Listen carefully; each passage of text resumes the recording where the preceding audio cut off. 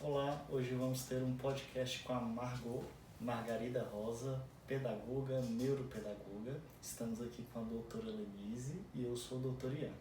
Vamos conversar um pouquinho hoje sobre infância, adolescência e os desafios de crescer. Então, obrigada, Margot, por você estar aqui. É uma honra, né, te enaltecer aqui nesse momento, porque você trabalha com as palavras e a gente sabe que as palavras curam, né, que a literatura, ela dá vida, ela transforma, né, e ela ressignifica momentos, memórias e histórias.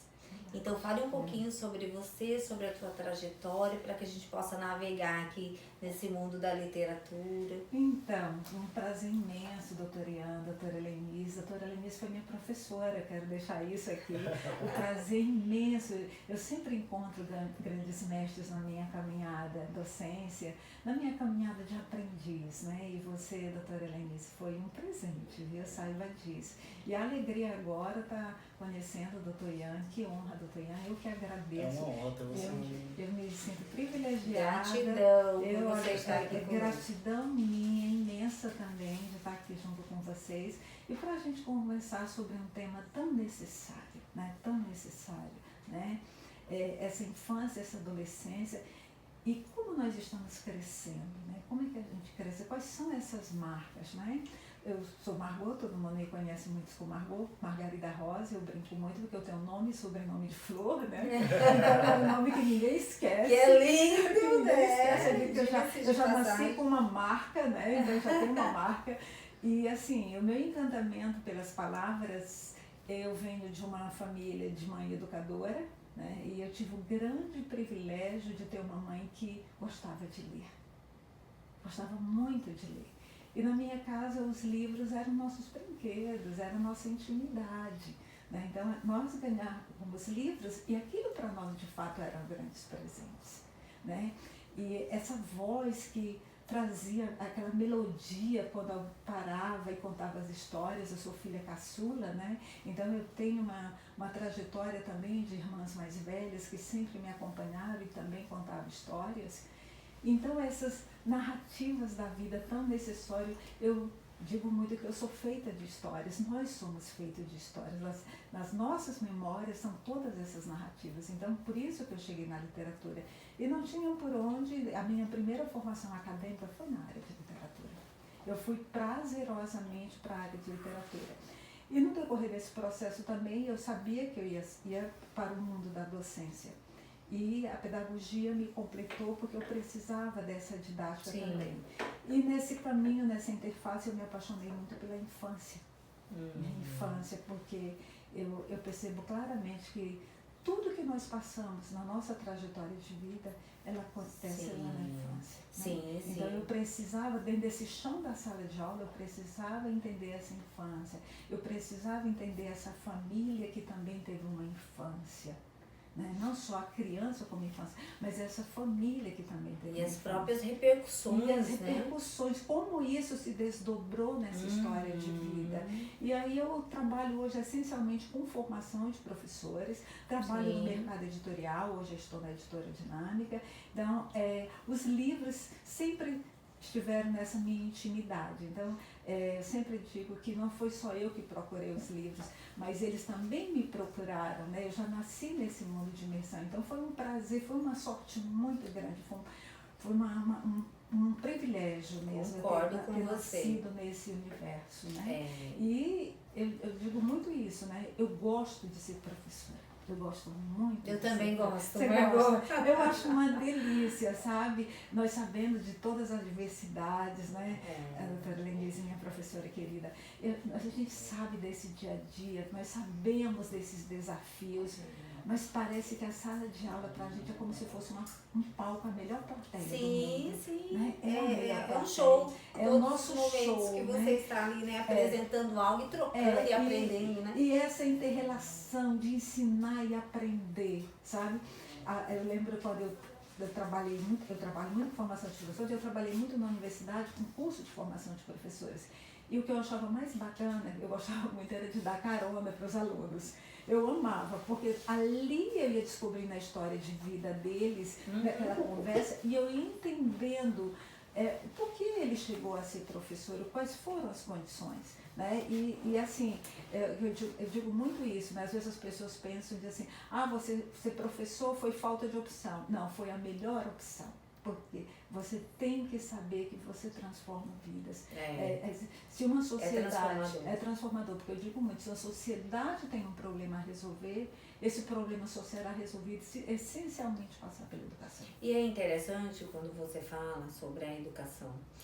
A educação é o período onde nós descobrimos a vida, quando nós estamos inseridos ali na educação, na escola. Então, assim, primeiro contato com o livro, né? Geralmente na escola, pode ser em casa, mas onde você realmente tem muito mais contato é na escola. E quando você consegue ler, a criança ela aprende, ela está alfabetizada, ela consegue mergulhar nesse mundo mágico, né? Das contações de histórias, né? Dessas fantasias que a criança cria, né? E que é tão importante para as memórias que você trouxe aí. E assim, né, uma coisa que me preocupa muito, sabe, doutora Iana, doutora Luiz, eu fico me perguntando muito assim, qual é o lugar que o livro ocupa dentro das famílias? Qual lugar? Qual lugar que o livro ocupa?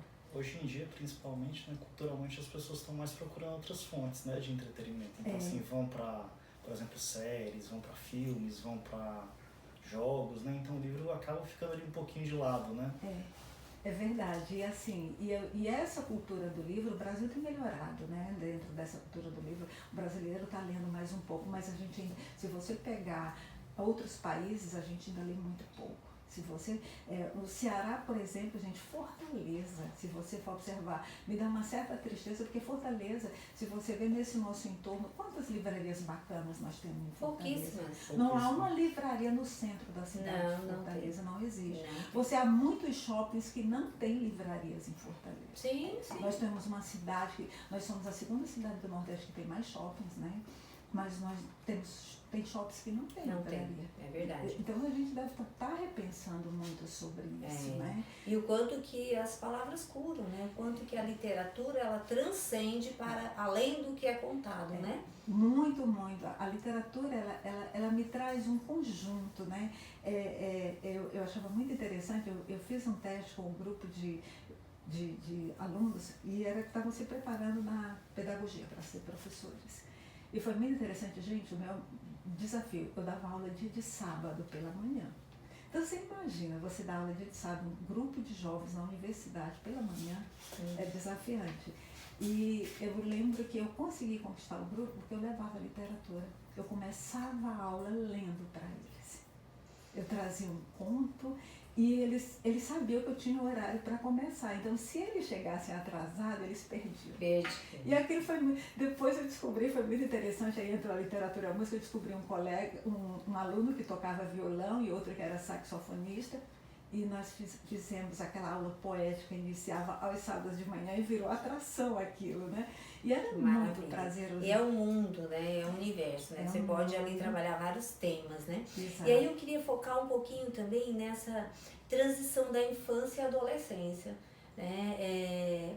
É muito interessante porque hoje, né, atualmente, nesse momento, exato momento, né, tem uma série aí que foi lançada, que está todo mundo falando, né, dessa questão da adolescência, né, do filho do quarto, né, dessas negligências, né, que a gente percebe.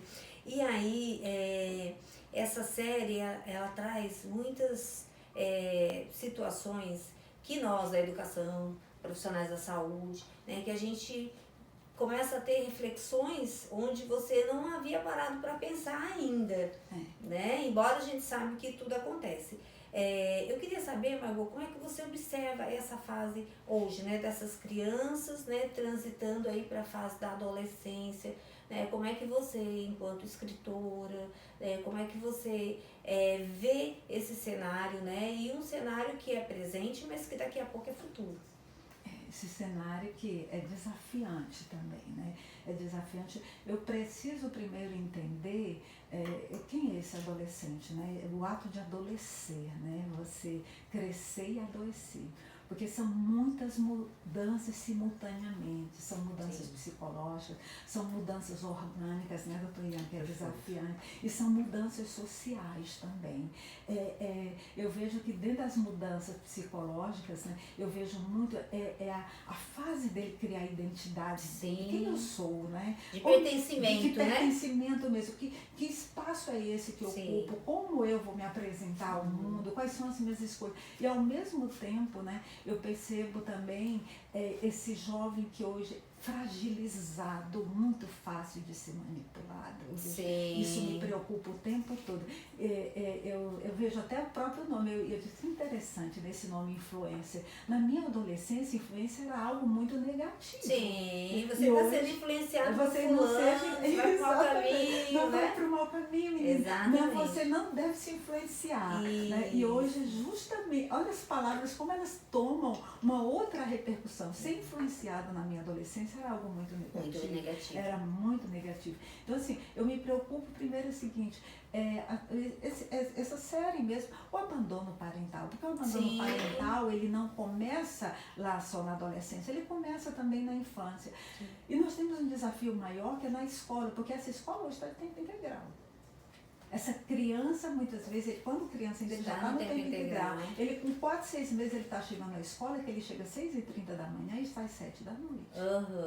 Então, totalmente ausente, né? Totalmente ausente dessa relação parental, dessas referências, né, desse universo. Eu digo muito, gente, a nossa adolescência e a nossa infância tem aromas, até isso eles estão perdendo. Até porque a criança, ela quer pertencer, então o tempo todo ela procura um lugar para ela, né, se enquadrar ali, para que ela se sinta pertencente àquele grupo, e nem é a escola e nem E nesse pertencimento, muitas vezes, quem é que tem tanto esse poder é muito dentro da escola. Se você for observar, se eu perguntar ao doutor Ian, se eu perguntar a você, doutora Lenice, eu mesma, eu tenho amigas do meu tempo de escola que até hoje eu tenho amizade. Isso é muito bom. Então eu vejo assim, muitas vezes na escola é quem você conhece a sua parceira, o seu parceiro de vida, vai ser tua esposa, né? Então isso a gente precisa entender muito bem. Então eu me preocupo nessa atenção necessária, né? Esse núcleo gestor da escola, ela tem que estar muito atenta junto nesse diálogo com o professor. O núcleo gestor tem que, eu digo muito isso, sabe? Cada escola tem a cara do seu núcleo gestor e cada sala de aula tem a cara do seu professor. Então, nós precisamos muito, esse núcleo gestor, estar atento a essa família, porque a família também, por vezes, ela está perdida. Então, essa família, por vezes, ela está precisando também de sentar comigo e dizer, eu estou com você, eu vou te pegar pela mão, vem cá, vamos caminhar juntas. E a escola é um espaço de expressões também. Um espaço de expressões. Tanto para as famílias quanto para as crianças que estão ali naquele contexto e o próprio público que tem ali, né, os próprios atores, os professores, né, coordenadores, diretores. Né? E ao mesmo tempo eu vejo, né, um espaço que ele necessita muito de aceitação. Né? Eu vejo desde a infância essa relação de aceitação, eu acho muito, muito bonitinho, até eu começo a entender, olha que bacana quando ele fala isso e como é que nós vamos criar condições para resolver quando a criança chega para mim e diz assim, tia, ele não quer brincar comigo. Eu acho isso sensacional. E aí já vê a questão das emoções e as relações, né? As emoções, as relações, o processo de rejeição. Como é que eu lido com isso? Hoje em dia, né, assim, como foi comentado muito por você sobre pertencimento, né? É uma necessidade do ser humano. O ser humano é algo social, né? Então, assim, é uma necessidade do ser humano pertencer a alguma coisa, seja pertencer a um grupo de amigos, uma família, e na escola ela serve como meio que, como você falou, né, uma definição para o futuro dessa pessoa. Né? É catalisador. É catalisador completamente, né? É verdade. Você também trouxe isso. Hoje em dia, a maioria das escolas, ou muito parte das escolas, são em tempo integral, né? Então, assim, acaba que é como se fosse uma parte da família daquela... Exatamente. Assume um papel de parte da família, né? Sim. A criança e o adolescente, se você for observar, ele fica muito mais tempo na escola com a própria família. Sim. E nessa relação, assim, de pertencimento, eu observo muito quem a escola traz também para preparar emocionalmente essa criança, essa esse rede jovem, de apoio, né? E também esse professor. E também esse professor. Porque se esse professor ele também não está bacana emocionalmente, como é que ele vai trabalhar com esse jovem? Como é que ele vai trabalhar com a família desse jovem? E com as dificuldades e as adversidades que surgem. As dificuldades, as adversidades que surgem. Como é que eu vou fazer essa mediação do conflito? Porque o conflito é da natureza humana. O conflito é da natureza humana. Nós somos seres sociais, mas nós somos também seres de conflito. Né? A nossa existência é o sim e o não. Né? E aí eu fico me perguntando como esse professor, esse núcleo gestor, então eu vejo assim, o papel de vocês como profissionais que trabalham na área da saúde mental, ela é fundamental estar dentro da escola. Ela é fundamental. Eu observo muito, por exemplo, eu vejo muito programas, mesmo do governo federal, agora um programa super interessante que tem, mas eu não vejo programa sistematizado do governo federal para os adolescentes na escola com a saúde mental deles. Você não vê. Então isso me preocupa. Trazer uma conversa bacana com as famílias. Porque às vezes a família erra, não é porque ela quer, não é porque ela é negligente não, minha gente, é porque ela não sabe. Ninguém tem manual para ser pai. Não tem um manual para ser mãe, para ser pai. Você não tem um manual de dizer isso funciona, isso não funciona. E é às vezes nem sempre é bom para um, é bom para outro, né? É verdade, que a criança no espaço escolar, muitas vezes os pais pensam que está tudo bem, que está protegido, que lá está acolhido, e muitas vezes está emocionalmente tão distante da realidade dele, aquele espaço e aqueles vínculos que eles estabelecem, né? Porque entra muita questão aí do bullying, da exclusão, né? Da necessidade de aceitação.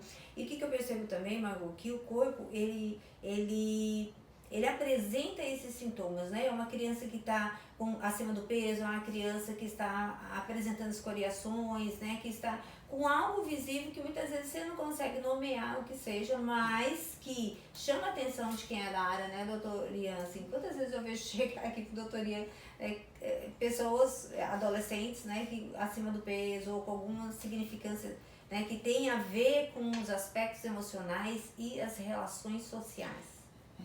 Nas crianças e no adolescente, né, ainda está se formando muita coisa, né? Então assim, o sistema pré-frontal ele está com informação, o sistema límbico ele regulando emoções, está em formação, além de ter aquela chuva de hormônios, né? Então assim, ele tá assim, é um carro começando a andar ali, então assim, é como se você estivesse aprendendo a dirigir, né? Você não dirige bem de início, né? Você não sabe se regular bem, então assim, é realmente muito necessário a escola nesse papel, né? De ajudar a regular ela e também de identificar, né? Ajudar a identificar essas crianças, né? Que estão sofrendo, passando por alguma coisa. Eu comento muito nas minhas formações, as professoras, eu digo muito isso. A minha preocupação não é o aluno que quando você diz, fulano é muito inquieto, fulano é muito falante, fulano é danado. Eu falei, que maravilha que ele é falante, que maravilha que ele é danado, que bom, que maravilha, aquele menininho que quando chega em casa tá com a roupa toda suja, porque ele brincou no parque. Eu falei, que coisa boa, porque ele brincou, ele curtiu a escola. Me preocupa muito e por isso que eu digo, nós precisamos ter uma capacidade, o poder da observação precisa ser muito importante no papel do professor e da família. Porque aquele menino, eu sempre observei mais, o meu aluno, que eu chamo mais atenção, o meu menininho, a minha menininha, o meu adolescente, é aquele que está ali mais calado, está ali mais isolado, está ali alguém fazendo um comentário, eu estou muito atenta, aquele aluno que não tem aquele perfil do grupo, aquele aluno ali é aquele que precisa mais colo. Eu sempre digo, qual o filho que precisa mais no colo? Não é o filho bacana. Não é o filho bacana. Vocês como especialistas sabem disso. Então, e a escuta verdadeira, né? Porque assim, quando você observa, tem essa atenção plena que aquela criança está ali naquele contexto social mais diferente, isolado, quietinho, ou dando muito problema, né? É onde você vê e aí você, poxa vida, o que é que ele precisa? O que é que está acontecendo? Né? E uma escuta e uma observação que passa para além da educação, porque aí passa a ser terapêutica. Exato. Né? Onde você vai identificar situações e sintomas.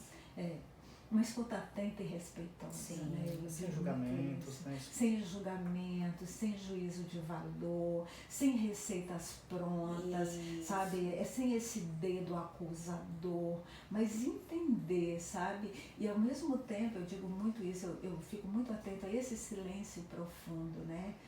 Eu lembro muito de uma passagem de uma música que eu gosto, só uma palavra me devora, aquela que meu coração não diz. Então eu estou muito atenta, que palavras são essas? Eu tenho palavras que curam, mas eu tenho palavras que me devoram também, e o meu coração não diz, e eu preciso saber. Muitas vezes o aluno não está querendo que você fale nada, mas ele quer saber que você está com ele. Eu falei, eu estou aqui, tá? Que você está presente. Eu estou aqui e você só vai falar na hora que você quiser, como você quiser. Mas o meu respeito por você é imenso. Fique tranquilo. Uma validação, né? Que eu percebo muito isso, a questão da validação. O quanto que nós, adultos, precisamos.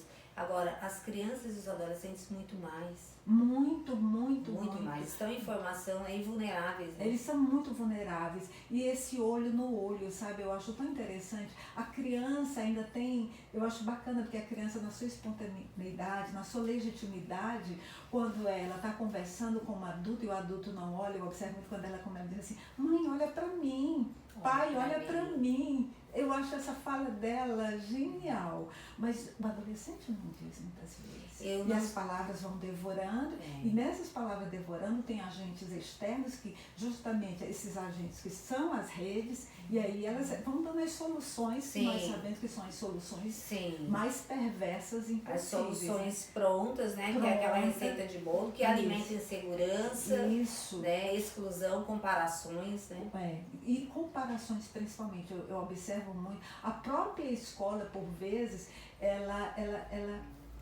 reforça essas comparações sem se dar conta, né? Eu acho muito bacana as escolas, por exemplo, das crianças, dia de aniversário, não precisa trazer presente, vamos fazer o presente pro colega. Isso é muito bacana. Bem legal mesmo. Isso eu acho muito legal, sabe? A criança começa a dar valor a outras coisas, né? Porque aí você corta a comparação, corta o valor que tem sentido para você na vida.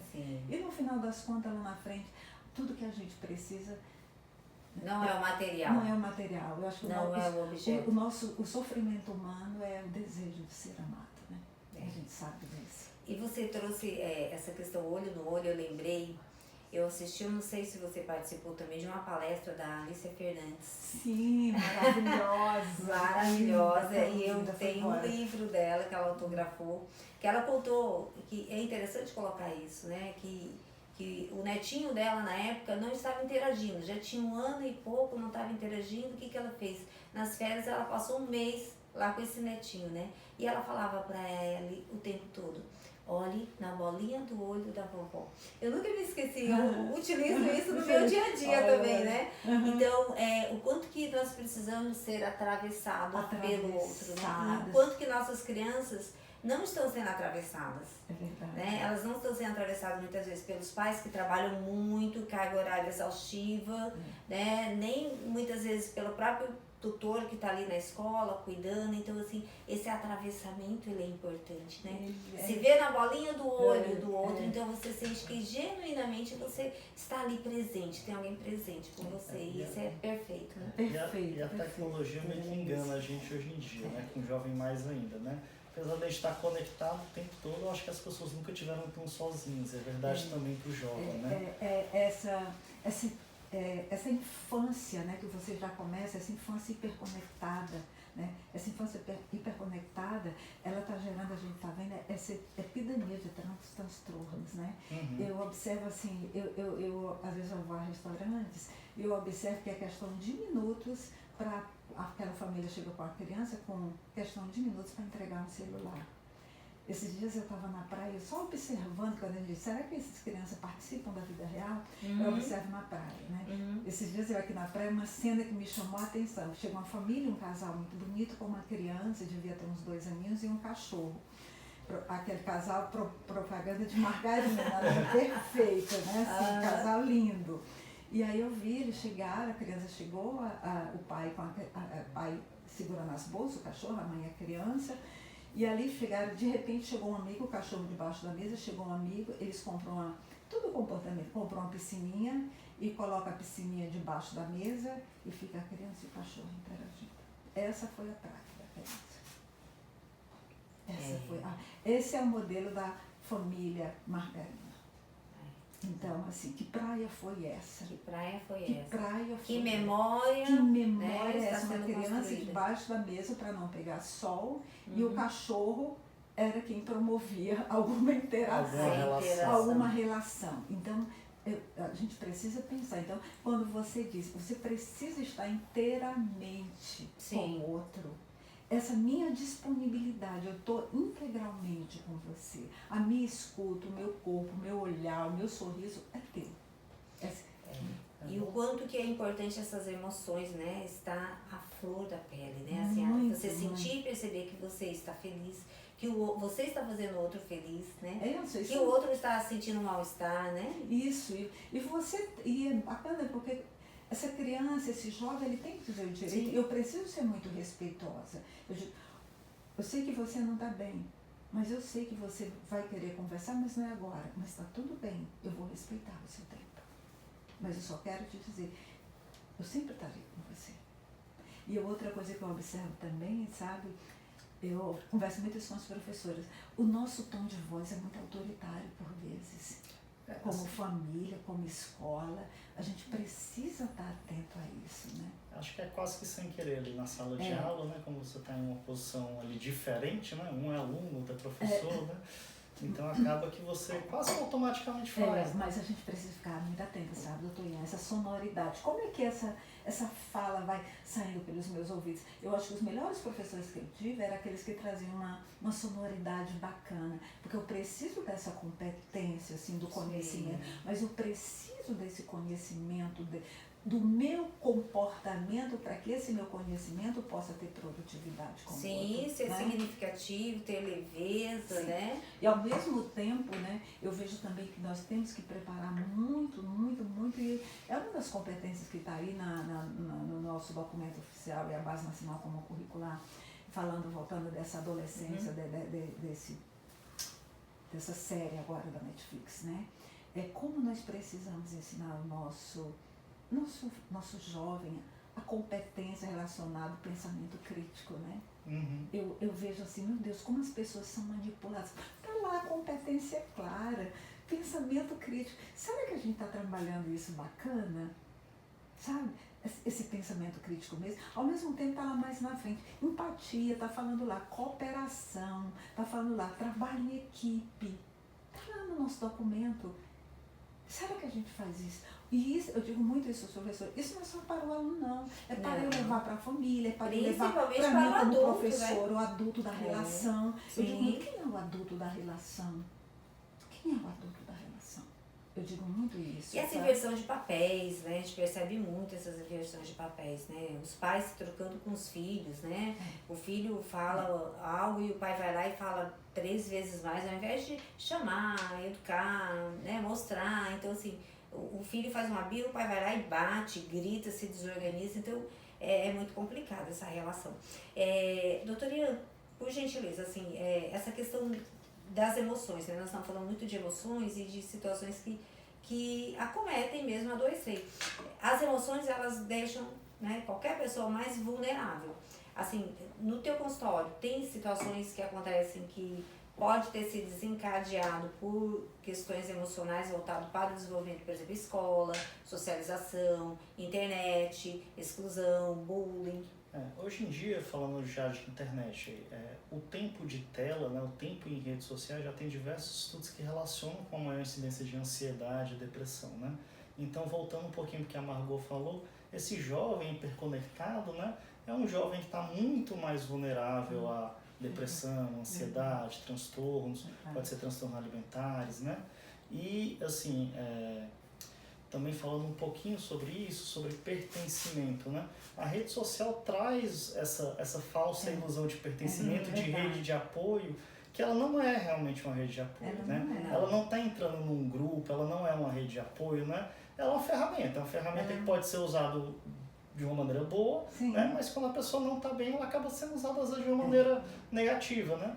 E na escola, né, falando um pouquinho também disso, hoje em dia essa escola ela sai daquele ambiente escolar muitas vezes e vai para um grupo de WhatsApp, né? Um grupo, então assim, acaba podendo ter algumas vulnerabilidades maiores, né? Além do que tem na escola. Muito. Você veja, eu fico impressionada aqui no Brasil, como muito rapidamente o WhatsApp é muito forte. Você conhece uma pessoa, meu grupo. Eu falei, escuta, te inserei aqui, já que eu te inserei aqui no grupo. As mães chegam na escola, olha o grupo, sabe? E ninguém tem a coragem, falam da professora, falam de não sei o que, e não conseguem dizer, olha, professora, nós temos um problema de uma forma amadurecida, nós vamos à direção e marcar um horário, vamos resolver.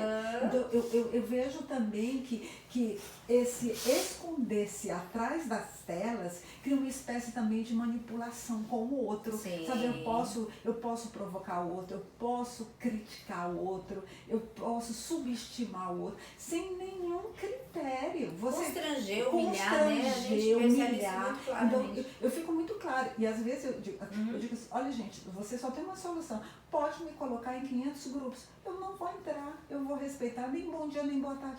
Por quê? Porque na maioria das vezes você vê, só são comentários que não agregam valor.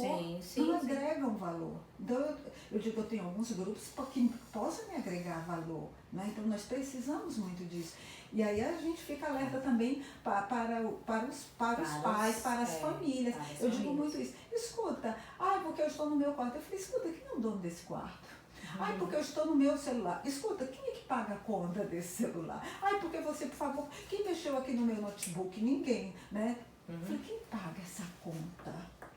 Às vezes eu observo que os pais, eles estão muito reféns dos filhos. Não é esse autoritarismo. Mas qual é a referência? Esse filho que olha para o pai e diz assim, poxa pai, você me inspira.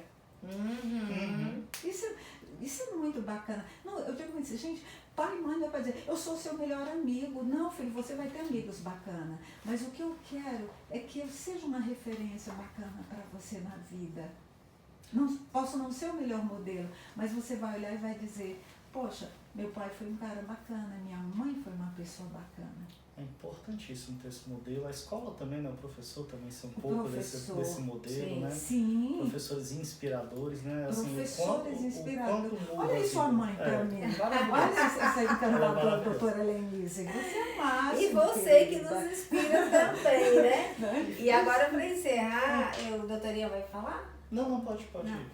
Eu queria que você falasse um pouquinho sobre a literatura, representatividade, contos e essa. Deixa um pouquinho seu livro, deixa eu falar um pouquinho. Então, deixa eu contar meu trabalho. Hoje eu coordeno o editorial da Editora Dinâmica, né? Eu sempre estou me reinventando, mas essencialmente eu falo, eu sou professora, porque dentro da Editora Dinâmica eu estou preparando os materiais junto com os autores e ao mesmo tempo estou na sala de aula ouvindo os professores, ouvindo os gestores e também trabalho com assessoria pedagógica, né? Eu tenho uma escola aqui que é Minhas Paixões, né? Uma escola linda aqui, que eu faço um trabalho de consultoria e sou muito feliz porque eu também não deixo de estar eu preciso beber sempre nessa fonte. Então minha seara é muito a escola, a sala de aula. Então toda semana eu estou lá na escola, eu estou visitando, eu estou olhando, estou entrando, estou almoçando com as crianças. Se alimentando, né? Me alimentando e me construindo também, reconstruindo como sujeito. É muito bom e aprendendo muito, aprendendo muito. É um aprendizado. E aí, o que é que eu pensei? Eu observando muito os pais, muito com telas, e eu pensando na literatura para as crianças, porque a gente aprende a gostar de ler na infância. Sim. Um leitor, ele nasce na infância. Ele pode, mais à frente pode, mas esse leitor, ele nasce na infância. E aí eu pensei que histórias são bacanas. E na minha vida, como eu disse, né, entra a literatura e a música. E aí eu pensei numa coleção que eu fizesse para as famílias, não só para a escola, mas muito mais para as famílias, para as crianças, desde os bebês, né, que os bebês, eles precisam dessa sonoridade, né? E queria também trazer a literatura, mas queria trazer a música, né? Porque essa música, ela tem o poder muito de nos acalmar, de nos organizar emocionalmente. E aí eu pensei numa coleção cujo nome é a coleção Canto e Acalanto, né? Canto e Acalanto. Então, esse Canto e Acalanto, porque a literatura e a música, ela me permite isso, esse Canto e Acalanto. Então, a coleção Canto e Acalanto da Editora Dinâmica, elas são 4 exemplares, né? E aí eu escolhi o primeiro que eu comecei, o livro que eu pensei, interessante, quando eu pensei nessa coleção, eu fui para o primeiro e o último, eu já sabia que seriam 4. Então eu escolhi a mamãe ovelha e o cordeirinho. E por quê? Porque esse ovelhinho, esse cordeirinho, quando ele nasceu, ele dava muito trabalho à mamãe. E ele não parava de berrar. E como era que essa mãe ia acalmar? É que eu até disse, o conflito nasce da natureza humana. Sim. O mal-estar humano existe, tá? Em nós. Né? E aí eu fui trazer como é que essa mamãe foi acalentar. Então, essa mamãe, a partir de uma música, trouxe o cordeirinho e essa mamãe ovelha, ela vai cantando uma música para ele, que se essa rua fosse minha. Né? E quando ela canta a música, o cordeirinho vai se acalmando. Então ele vai para. E eu tive também o cuidado de fazer ela toda com rimas, para trabalhar já desde cedo, brincando o processo de fonetização com as crianças. Isso mais tarde vai ajudar na alfabetização delas, né? E no final, é até interessante no final dessa história, então ela pede que diz que vai cantar. E no final da história, ela diz, o cordeirinho diz assim para a mamãe, ele diz para ele, deixa eu só passar aqui. Ele diz para ela, quando ele termina, né? Ela diz para ele assim, ele está coladinho aqui, só um momento. Pronto. Ele diz assim, quando ela canta, ele diz no final, essa mamãe ovelha sabe muito o que amar. Porque o amar é isso, né? E aí, para a criança, a família voltar na história, e aí tem um QR Code aqui. E aí você vai escanear no celular, não tem nada para ler, é só a música. Como antigamente a gente tinha o disquinho, né? Sobre o tempo do disquinho. E aí você escaneia e você escuta a música com a criança e retoma a história. Então, é uma história para a família contar várias vezes. Esse O Canta Passarinho foi pensando nas avós, porque o bebê conta que tem uma música especial, ele canta com o passarinho chega na janela, mas ele pede que ele cante uma música que a avó dele ensinou. Então, trazendo essas memórias, essa relevância das avós. E a música que a vovó ensinou foi Alecrim Dourado. É a música que eu canto pra minha pequena, de que ela vinha o Alecrim Dourado. E o que tem hoje na praia, nós trouxemos, eles já estão mais crescidos, e eles foram na praia com a família, só que aí eu quis trabalhar a questão da empatia, a questão do respeito, do lugar de cada um. E eles vão à praia. E lá na praia eles estavam fazendo um castelo, lidar com a frustração também. E quando eles fizeram um castelo, uma onda forte bateu e destruiu o castelo. E a própria natureza, né? A própria natureza. Mas você observe que quando mesmo diante do caos, sempre tem alguma coisa legal para você. Sim. Só que essa onda forte bateu, mas deixou um peixinho. E aí o peixinho cantou a canção do peixe vivo para eles. Né? Só que no final eles aprenderam e eles entenderam, aí onde é da empatia, eles entenderam que o peixinho não era, eles não poderiam levar o peixinho para casa, o habitat dele é o mar, né? E aí eles de volta deixam o peixinho no mar, eles vão felizes porque eles dizem que o maior ganho foi ter aprendido aquela canção. Aí eles cantam. E passeando pelo jardim, a última, essa aqui é bem interessante. Justamente o que você vai observando pelo jardim, quais são os bichos, quais são os insetos, quais são as flores que tem por lá, e ao mesmo tempo convivendo com diferente. Então, ao mesmo tempo, por exemplo, você tem aqui que eu coloco aqui, as crianças riem quando eu digo o que tem no jardim, eu coloco que tem, por exemplo, aqui eu coloquei, por exemplo, no jardim tem um cravo que nunca brigou com a rosa. Tem uma plantinha chamada mimosa, né? Porque eles aprenderam a música, brigou com o cravo. E mais na frente, eles eu coloco para eles que no jardim, esse aqui eu gosto muito porque eles riem muito, as crianças quando passo essa parte aqui, que eles gostam muito. Eu digo que tem um sapo jardineiro e um grilo fofoqueiro. E aí, no final, eles... Todos os jardins tem um sapo jardineiro. Tem todo jardim para eles saberem conviver com o diferente também. E no final, é interessante que ele chega às crianças e diz que o jardim é tão bonito que dá vontade de cantar. E aí eles vão cantar a música da Rosa Juvenil. E dentro da Rosa Juvenil, do jardim, tem o caracol, só que aquele caracol se sentia muito diferente. Mas ele conhece outro caracol.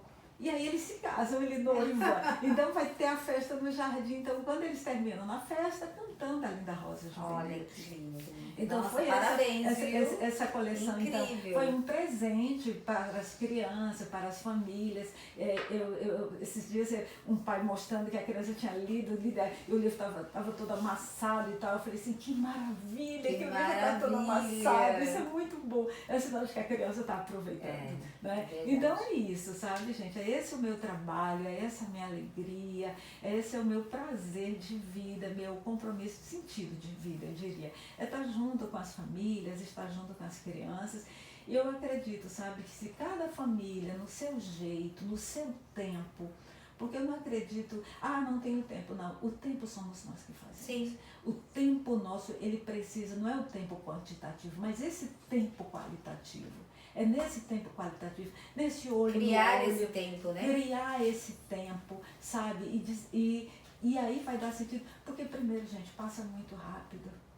Passa muito rápido. Depois eles vão viver a história deles. Então, assim, e aí é bom a gente, como professor, olhar para eles e dizer, e como mãe, diz, que bom que eu não estraguei você, que bom. Né? Que bom. Que bom que bom que você está aqui, né? Porque muitos não estão. Né? Que bom que você está. Que bom que você está contribuindo para a sociedade, meu filho. Margot, que bom que você está aqui. Margot, que papo gostoso. Gente, eu que agradeço. Nossa. Muito obrigada. Nós vamos encerrar assim. Eu estou encantada, viu? Eu te disse que ela era toda aqui.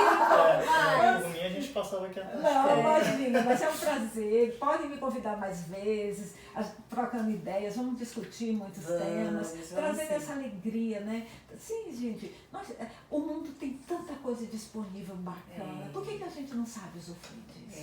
Vamos pensar trazer essa leveza para o nosso mundo tão agitado, né? Sabe, calma, eu digo tão muito, solitário. respira. Então, contem comigo. Eu agradeço mais uma vez. Foi um prazer imenso estar com vocês. Nós estamos com um sorriso de orelha a orelha, né? Estamos aqui babando. E essa voz suave, contando a história. Eu viajei no tempo aqui, viu? Então, assim, parabéns. Mas eu digo muito, viu, professora Berenice, tudo é ensinável, tudo é possível aprender. Então, assim, porque a gente se reeduca o tempo todo. E eu escutei uma frase logo assim que eu me formei, de uma paciente que era arquiteta, hoje é psicóloga. Olha que bacana. Ela disse assim pra mim, doutora, quem quer faz, quem não quer arruma desculpa. É verdade. E é isso que você tá falando. Tá? Se reinventa, organiza, dá um jeito.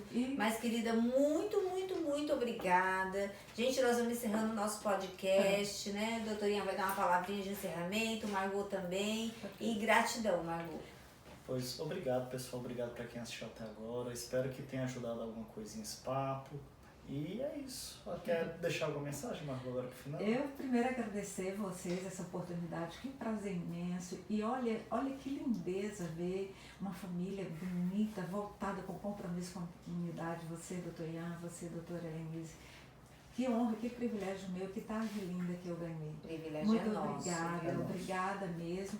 Né? E assim, estou sempre disponível para a gente trocar ideias, socializar saberes, dizeres e ajudar, né, gente? Essa ajuda mútua. É a nossa missão, né, Margot? É compartilhar o que a gente sabe, aprender um pouco mais, né? E a partir daí a gente ir propagando o que tem de bom, né? Que a gente consegue. Gente, muito obrigada. Nós vamos encerrando aqui. Tchau, tchau. Até mais.